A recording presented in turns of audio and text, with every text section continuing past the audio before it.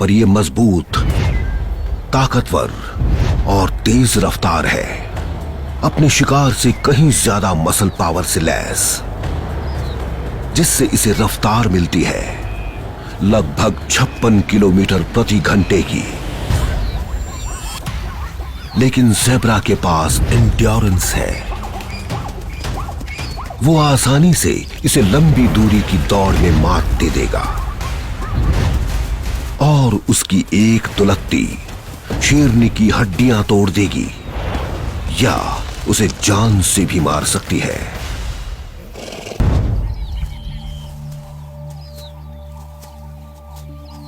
इसलिए इसे चुपके से, बिना दिखाई दिए, ज़ेब्रा के जितना हो सके पास जाना होगा।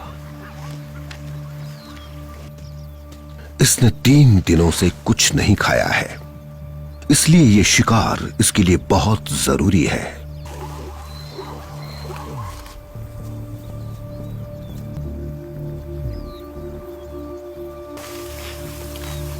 इसके कान इसके शरीर की तरफ मुड़े हुए हैं और यह लगभग रेंगती हुई आगे बढ़ रही है, अपने शिकार को दिखाई दिए बिना और सही पल का इंतजार करते हुए।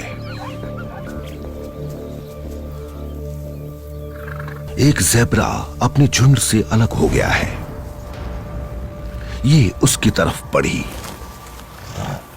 लेकिन क्या ये उसके काफी करीब है?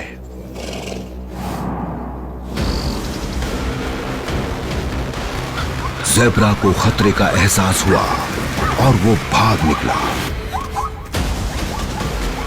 रॉ मसल की जबरदस्त पावर के साथ शेरनी ने अपनी टॉप स्पीड पर दौड़ना शुरू किया, निगाहें अपने शिकार पर टिकाए। इसके रास्ते में कोई भी रुकावट आई तो वो इसकी कीमती ऊर्जा को बर्बाद कर देगी और वक्त भी जाया करेगी। ये इस स्पीड पर बहुत कम दूरी तक भाग पाएगी, साथ ही भागते हुए दुलत्ती से बचती रहेगी।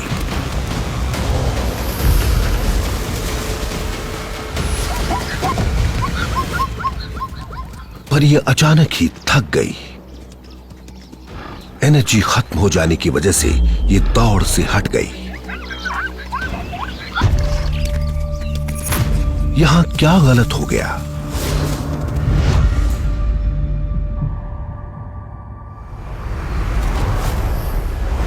शेरनी बस 2 कदम की दूरी पर ही थी, इतने करीब कि शिकार पर झपट सकती थी।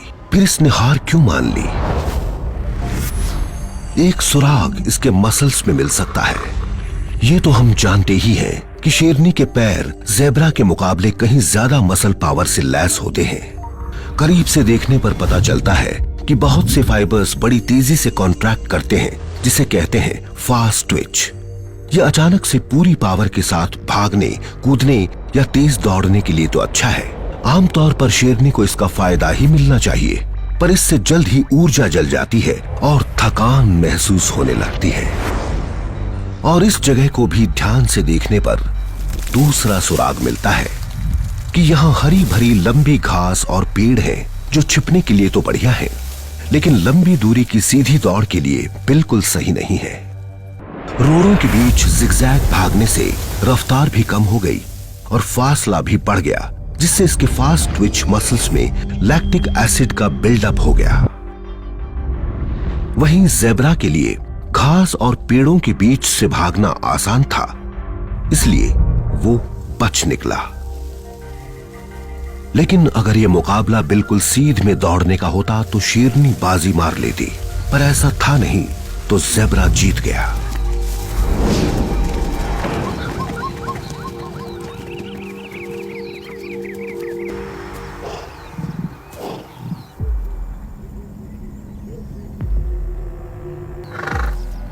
इस अकेली मां और इसके बच्चों के लिए ये सदमा ही साबित हुआ।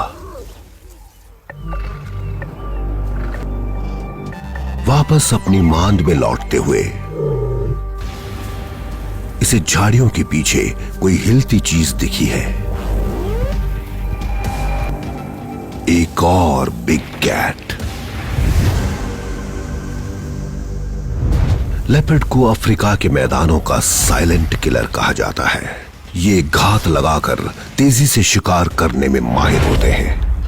हालांकि इससे शेरनी को कोई खास खतरा नहीं है, पर उसके बच्चे सुरक्षित नहीं हैं। ये मौका परस्त शिकारी आसानी से उन्हें पलक झपकते ही अपनी मान से उठाकर ले जा सकते हैं। पर इस लेपर्ड के दिमाग में एक दूसरी खुराक है। इसने एक इम्पाला का शिकार किया है, वो भी ठीक शेरनी की नाक के नीचे। पर यह बेइज्जती से ज्यादा मुफ्त का खाना भी हो सकता है।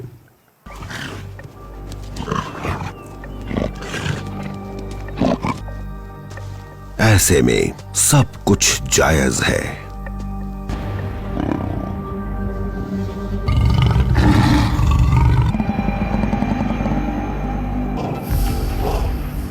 एक आधी भूखी शेरनी अब भी लेपर्ड पर भारी पड़ेगी।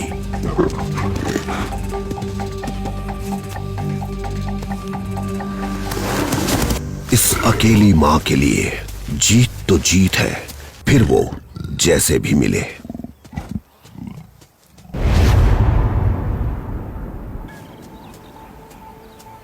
इस खाने से ये फिलहाल तो जिंदा रहेंगे। ये बेरहम शिकारी हार नहीं मानेगी। अपने प्राइड के साथ पहले इसने सैकड़ों ज़ेब्रा मारे हैं। ये फिर ऐसा कर सकती है और करेगी भी।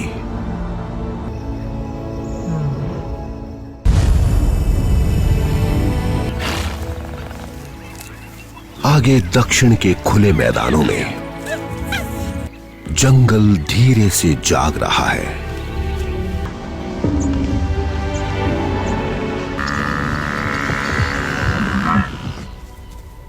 बेखौफ प्राइड जंगल के लिए निकला है। ठंडा तापमान ही सही वक्त है शिकार का, क्योंकि बहुत से जानवर यहां से गुजरकर उत्तर की तरफ जा रहे हैं। प्राइड के हर सदस्य को अपना किरदार निभाना है। माहौल में अजीब सा तनाव है। ये शेरनी हमले को लीड करती है।